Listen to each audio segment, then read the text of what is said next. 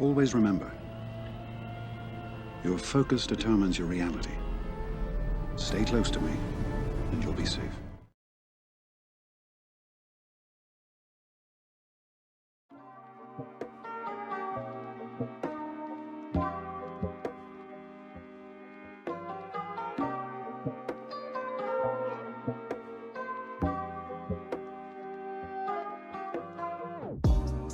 Hey guys, how you doing? So today in this video we're going to talk about Gear 13 Grievous a little bit more, and how is he in the GAs, TWs, and like how you can implement him in your GAs. You do need BB-8 in this team. He's a really crucial part to why this works, and everybody in this team serves a really big purpose. The cool thing though is that you don't need anybody to be Gear 13 besides Grievous, or even Gear 12 at that matter. You can pull this off with Gear 11 stats. It does help when they're Gear 12, but it's not necessary. And we'll go over the Zeta order and the turn order later on. But yeah, this team holds very well on defense as well. My friend and Discord buddy, G Seth, he's the one that provided us with the footage today, and he told me that it holds like 50% of the time on defense.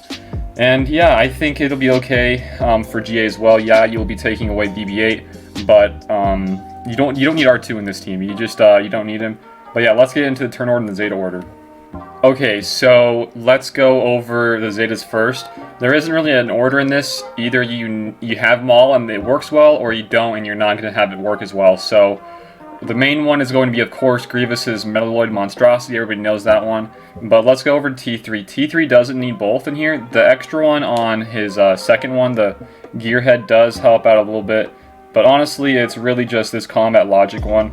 Droid allies also gain 8% potency, critical hit chance when T3 uses an ability. Also, droid allies have 8% crit damage for each debuff. And with all the extra debuffs on the field, Grievous is going to be hitting like a truck. And as you can see the footage, it's really awesome to see. And yeah, this would help a lot as well. But this one is the main priority here, and it's going to be really good and important to the team. And the next one up here is IPD, and his Zeta on Imperial Logistics is why this really works so well. Basically, it says everybody with target lock is unable to gain any buffs. So that's really huge. You can see in these battles we'll show later why this works so well. You need this to stick before Malik's turn, because before his turn you're going to need to be able to get target locks, and there's like 3 people that are going to be going in the turn order that are going to be able to apply the target locks. And when the target locks are on Malik, he can't taunt, and that really allows you to go after Bastila Shan before him, which is the most important part of this whole team. So this one on IPD is very crucial to the team. And then this one, Self-Preservation Protocol. This is a pretty important one. Whenever a BB-8 evades, droid allies recover 8% HP and protection. And as you can see in some of these, he's going to get hit with the initial Insanity and then dodge another, and then he's going to give a little bit more HP to the droids, which is going to trigger more of them to die later on and not all at once, which is nice in the turn order, and giving more turns to Grievous instead of just wasting all those people dying and then only getting 1 out of those for the bonus turns. So this is another nice one to have as well. Okay, now let's move on to luxury ones. And honestly, I don't know if he had this in this battle or in any of these battles, but I'm gonna say he did, because I wasn't really seeing any HP recovery. And pretty much this is IG-88's Zeta on the unique adaptive aim algorithm, and it's pretty much kind of similar to IPD's, in which they can't gain HP or protection whenever they have target lock. So this is a huge counter actually to Malik, and honestly, I think this would be one of the better Zetas in the luxury Zetas, because if you can kill Bastila and then nice big hit on Malik, and if you don't crit him or kill him with that big hit, you can still be able to have him do his whole drain life. And the cool thing is that he won't gain any extra HP back, so he's going to be stuck there. And then the next turn with Grievous, you can just do a big AoE and kill everybody. So this one's really, really important, I think. Let's go on to the next one. So coming back to T3, yeah, this Master Gearhead is another nice luxury one as well. Extra defense penetration really, really helps Grievous's big damage hits, but it's not a must-have to make this all work. So now, let's go on the turn order. Okay, so let's just quickly talk about it, and then we'll go into battles talking about it even more so. So first things first is the turn order needs to be BB-8 first, then IPD, then T3, then IG-88, and then Grievous. So trying to figure out the speeds there, bump up BB-8 to, you know, pretty high. We'll show stats as well later on. And then IPD is going to come in there using his ability inflicting more target lock, which is nice.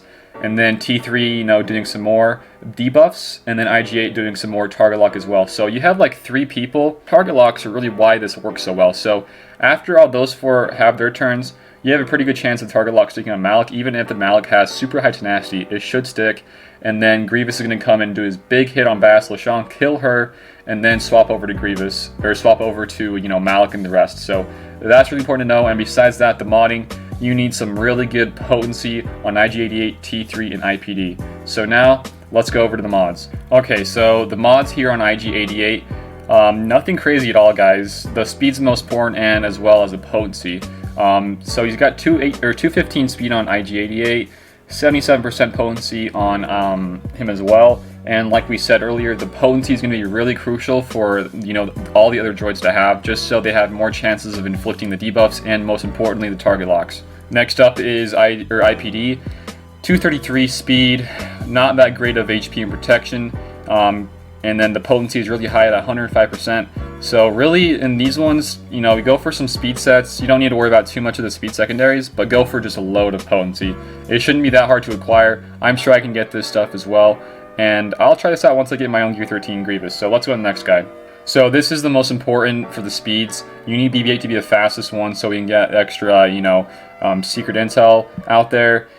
Get some more TM going for everybody else. Potency, you don't need too much on him. Just kind of worry for the speed. So he's running at his BB-8 now at 292. So pretty quick.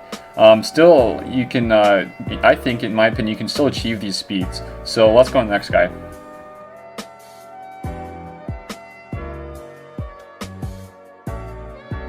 Okay, so this is Grievous's stats.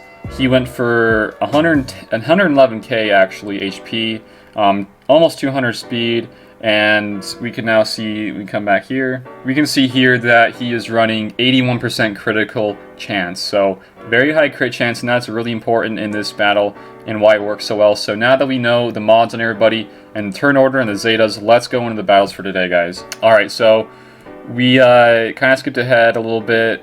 For some reason, the recording was a little bit off, but he did use the roll with BB-8. He was able to do that, and then we got the AoE target lock on the field, and it did stick on Malik.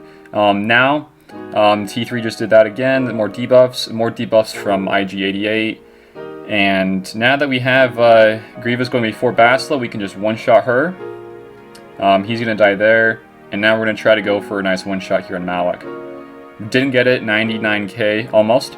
It's okay. Now that Bastila's gone, we don't need to worry about not critting. We can crit pretty easily, and the cool thing here was that IG-88's Zeta was able to prevent.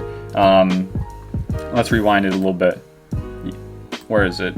So like right here, when he was able to inflict target lock, the Malik was not able to heal because of IG-88's Zeta, and that's very big in my opinion. I think if you can get that going on this team, you don't need to worry about too much problems happening to you. Even if you go for this big hit on Malik, getting that 99k crit, he's not gonna like right there. He's not gonna be able to get his HP back.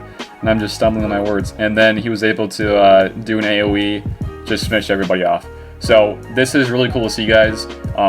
These battles are, of course, very, very short. And let's go to the next one. All right, so this is the next one up here. He is doing the same stuff. Roll with BB-8 and then do the AoE, and the target lock did stick, so we got a little bit of RNG there. But even if it didn't stick, you got like a lot of other people that can inflict target lock, so there really shouldn't be any problems here with getting that to stick. And then Sandy goes off.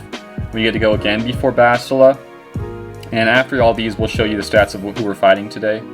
So now Bastila's gone, we can now focus on Malik. Here, we weren't able to get the big hit off before HK.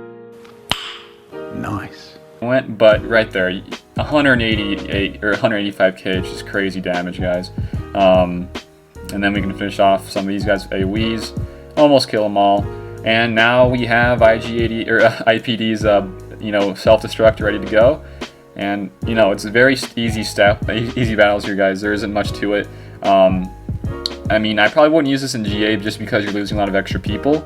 Maybe I'd use this in like a defensive team, but if you have like the other droids ready to go for like the separatist droids, you can easily throw that in, and that's a really tough defensive team as well. But this is more, I'm going to say more for Marina, and this works like a charm. I find this team to be really good with all target lock synergies on the board. Alright, so this is one that has Marauder in it, and Marauders just all around give problems to every team I ever want to use. So let's see, we got target lock right there from T3. And now we don't need to worry about the taunt or him getting any HP back. So now we can go again before Bastila and just one-shot her. Man, that is just so satisfying to see. And then Marauder just comes in there and just does a big, huge damage, insta-killing our Nice. leader. And then we get a 222. Oh my gosh, guys, this is ridiculous. Grievous, man. Grievous. Wow. So yeah, this guy G Seth did say he had some problems with the tanky Malaks that had like 220k HP and protection altogether.